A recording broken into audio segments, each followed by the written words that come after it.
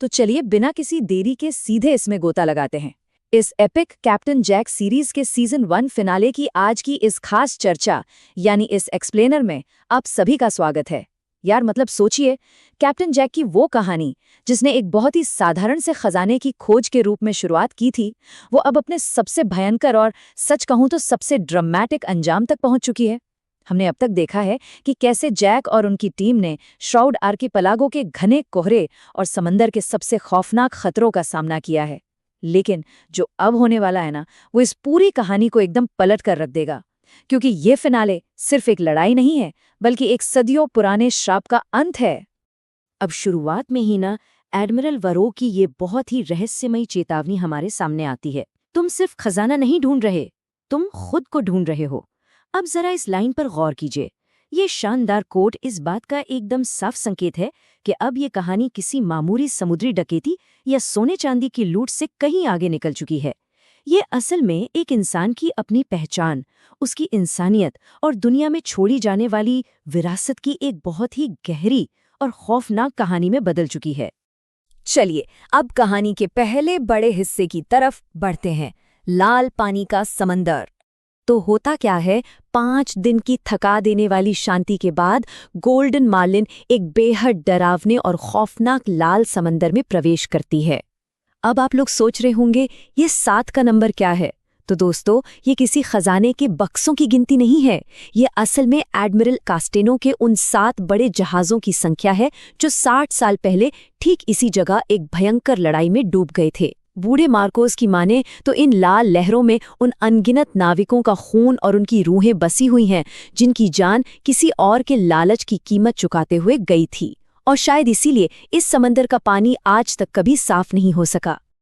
अब इस स्लाइड में जो सबसे दिलचस्प बात है वो है कैप्टन मॉर्गन का सच। उनके 2 बिल्कुल अलग चेहरे हैं। एक तरफ दुनिया उन्हें कैरेबियन के सबसे खूंखार और बेरहम जहाज एल डियाब्लो नेग्रो के ठंडे और खौफनाक कमांडर के रूप में जानती है। एक ऐसा इंसान जिसने 5 सालों में किसी भी दुश्मन को जिंदा नहीं छोड़ा। लेकिन दूसरी तरफ एक बेहद दर्दनाक सच्चाई छिपी है। मॉर्गन असल में कोई दैत्य नहीं है, बल्कि वो खुद एडमिरल वेरो के क्रूर प्रयोगों के शिकार हुए एक इंसान है, जिनसे कुछ भी महसूस करने की क्षमता पूरी तरह से छीन ली गई थी। तो फिर ये पूरी पहेली सुलझी कैसे? इसका लॉजिक बहुत ही शानदार है। कैप्टन जैक ने मॉर्गन से आखिरी हिस्सा जबरदस्ती छीना नहीं, बल्कि उन्होंने एक सौदा किया। उन्होंने सिल्वन के उस दर्दनाक सच का सौदा किया, जो मॉर्गन की तरह ही वारो का एक पीड़ित था। और जब जैक ने मेज पर लाल डगना का नक्शा, गहराई के रखवाले का हिस्सा और मॉर्गन से मिले उस आखिरी टुकड़े को एक साथ जोड़ा, तो बूम! नक्शे ने एक ऐसी राह दिखाई जो समंदर के ऊपर नहीं, बल्कि सीधे इन लाल लहरों के नीचे से होकर जाती थी। बिल्कुल अनबिलीवेबल। आगे बढ़ते हैं दूसरे हिस्से की तरफ, इस्लाम मालदेसिदा यानी श्रापित द्वीप का सफर। अब यहाँ विजुअल्स काफी इंटेंस हो जाते हैं। जैसे ही जहाज इस एकदम काले शांत पहाड़ के पास पहुंचता है, कंपास काम करना बंद कर देता है। एक अजीब सी खामोशी है। जैक काले पानी के ऊपर नाव में खड़े होकर उस पीतल की चाबी को पानी में डालते हैं, और तभी एक भारी क्लिक की आवाज गूंजती है और लिटरली समंदर 2 हिस्सों में बंट जाता है। प्राचीन नीले रंग की रोशनी से चमकते पत्थरों का एक रास्ता खुलता है और पूरी टीम सीधे समंदर के तल में बने उस विशाल हॉल की ओर नीचे उतरने लगती है।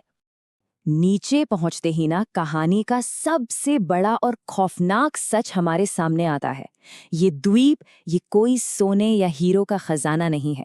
असली खजाना तो वे सैकड़ों पन्ने हैं जिन पर वारों के उन क्रूर मानवीय प्रयोगों का इतिहास दर्ज है। और सबसे भयानक बात, उस पूरी जगह को, उस नीली रोशनी को ताकत कहाँ से मिल रही थी? उन निर्दोष इंसानों की रूहों से, जिन्हें उस खजाने के सुरक्षा कवच के रूप में वहां हमेशा के लिए कैद कर दिया गया था। यहीं से हम तीसरे और सबसे अहम हिस्से में प्रवेश करते हैं, आग और आज़ादी। जब नीली रोशनी एकदम तेज होती है तो खुद एडमिरल वारो की भूतिया परछाई सामने प्रकट होती है। और पता है वो अपनी सफाई में क्या कहता है? मैंने अच्छे मकसद के लिए बुरे काम किए हैं। वो कहता है कि उसने ये सब एफिशिएंट ट्रैवल यानी समुद्री यात्राओं को तेज बनाने के लिए किया था। लेकिन जैक उसे साफ साफ आईना दिखाते हैं कि भाई तुम्हारे इस अच्छे मकसद ने पीढ़ियों को आघात पहुंचाया है और इसी वजह से आज तुम खुद अपनी ही बनाई इस श्रापित जेल में तड़प रहे हो। तो इस मोड़ पर सबसे अहम बात यह है कि टीम क्या फैसला लेती है। उनके सामने अथाह सोना पड़ा है, इतना कि वे दुनिया के सबसे अमीर इंसान बन सकते हैं। लेकिन जैक, रोजा, टॉम और लेना सर्वसम्मति से एक बेहद शक्तिशाली फैसला लेते हैं। वे सोना नहीं छुएंगे, क्योंकि सोना लेने का मतलब था उन मासूम रूहों की कैद को जारी रखना। उन्होंने बिना किसी पछतावे के उन रूहों को आज़ाद करने का विकल्प चुना। और फिर शुरू होता है वो सिनेमैटिक पल। जैक नीली दीवार के एक खास पत्थर में चाबी घुमाते हैं। टीम जैसे ही बाहर आती है, सिर्फ 10 सेकंड के अंदर उस श्रापित द्वीप के भीतर से एक विशाल, एकदम शुद्ध नीले रंग की आग भड़क उठती है। ये नीली आग पूरे द्वीप को जलाकर खाक कर देती है और उसी आग के बीच से वे कैद रूहें हमेशा के लिए आज़ाद होकर आसमान में घुल जाती हैं और अंततः वो खौफनाक इस्लाम मालदेसीदा समंदर की गहराई में हमेशा के लिए डूब जाता है। श्राप टूट चुका था। चलिए अब चलते हैं कहानी के चौथे हिस्से पर, अंजाम और उसके बाद क्या हुआ। और ये बात इस चीज़ को कितने बेहतरीन ढंग से दर्शाती है कि कैसे इस भौतिक श्राप के टूटने से इन किरदारों के अंदर की दीवारें भी टूट गई। मॉर्गन को जिंदगी में पहली बार कुछ महसूस होता है, एक अच्छा डर जो उन्हें एहसास दिलाता है कि वो अब पूरी तरह से इंसान बन चुके हैं। वहीं दूसरी तरफ हमेशा हथियारों से लैस रहने वाली लाल डेगना का असली रूप सामने आता है। असल में उसकी उस सोने की भूख के पीछे अपने उस भाई की तलाश थी जिसे वारो ने कैद कर लिया था। ये सीन सच में बहुत इमोशनल है। लाल डगना एक छोटी सी जर्जर नाव में अकेले जैक के पास आती है। वो मुड़कर जाने से पहले उन्हें एक भावुक चिट्ठी थमाती है और बस एक शब्द कहती है, शुक्रिया। सोचिए, पूरी कैरेबियन को थर्राने वाली डगना के मुंह से निकला ये एक शब्द दिखाता है कि आखिरकार एक बहन को अपने भाई की रूह की आज़ादी मिल गई थी। जब जैक और उनकी टीम पोर्ट अल्बेरो वापस लौटते हैं तो उनके हाथ खाली थे। कोई सोना नहीं, कोई जेवर नहीं, लेकिन उनके पास एक ऐसी टीम थी जो अंदर से पूरी तरह शांत थी। जैक ने उस आग से सिर्फ एक चीज बचाई थी, सिल्वन का लिखा हुआ वो कागज, और जैक उसे किसी लाइब्रेरी में रखने का इरादा बनाते हैं। क्यों? ताकि इतिहास को याद रहे कि सिल्वन कोई खौफनाक प्रयोग नहीं बल्कि एक जिंदा इंसान था। इतिहास हमेशा सच को याद रखे, वारों के झूठ को नहीं। अब आते हैं हमारे 5वें और आखिरी हिस्से पर, समंदर का सबसे बड़ा रहस्य। चलिए इस पर आते हैं और देखते हैं कि ये सस्पेंस कैसे बिल्ड होता है। रात के सन्नाटे में समंदर पर अकेले बैठे हुए जैक जब अपनी जैकेट की जेब में हाथ डालते हैं तो उन्हें एक पुराना नोट मिलता है।